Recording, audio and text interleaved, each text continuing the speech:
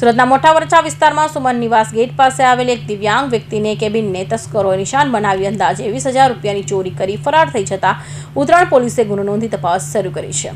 Uttarayan police પાસેથી મળતી માહિતી મુજબ મોટા વરછા સ્થિત સુમન નિવાસ ગેટ પાસે કેબિન ચલાવી જીવન નિર્વાહ કરતા દિવ્યાંગ જયંતિભાઈ બારૈયાની કેબિનમાં તસ્કરોએ હાથફેરો કર્યો હતો। ચોરોએ કેબિનમાં અંદાજે 5,000 રૂપિયાનો માલસામાન તેમજ 14,200 રૂપિયાની રોકડ રકમ મળી 20,000 રૂપિયાની ચોરી કરી કેબિનને નુકસાન પહોંચાડ્યું હતું।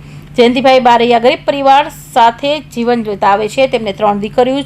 ચોરીની આ ઘટનાની પરિવાર પર આર્થિક સંકટ ઊભું પડ્યું છે। ઘટનાના પગલે સ્થાનિકોમાં રોષ અને ચિંતાનો માહોલ જોવા મળ્યો હતો। હાલ સમગ્ર મામલે ઉત્તરાયણ પોલીસે ફરિયાદ નોંધી તસ્કરોને ઝડપી પાડવા ચક્રો ગતિમાન કર્યા છે। જયંતિભાઈ, શું ઘટના બની હતી?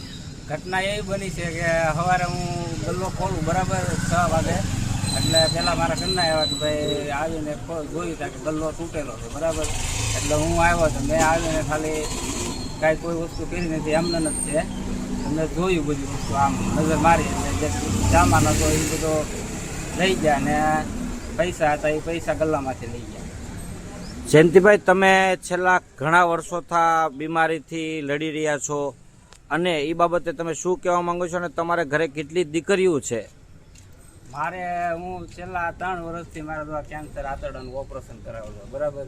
એટલે આ મારે આજીવન છે અને મારે હાલમાં અત્યારે 3 દીકરી છે અને પોતે અમે 2 માણા, એટલે અમે 5 જણાનું ગુજરાન મારું આમાં હાલે છે।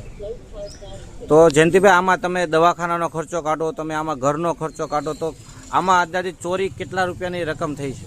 ચોરીમાં એવું છે કે મેં મારે કેમ્પાનું ફ્રીજ લેવાનું હતું ને, એટલે મેં 14,200 મેં એમને ગલ્લામાં મૂકેલા હતા બરાબર।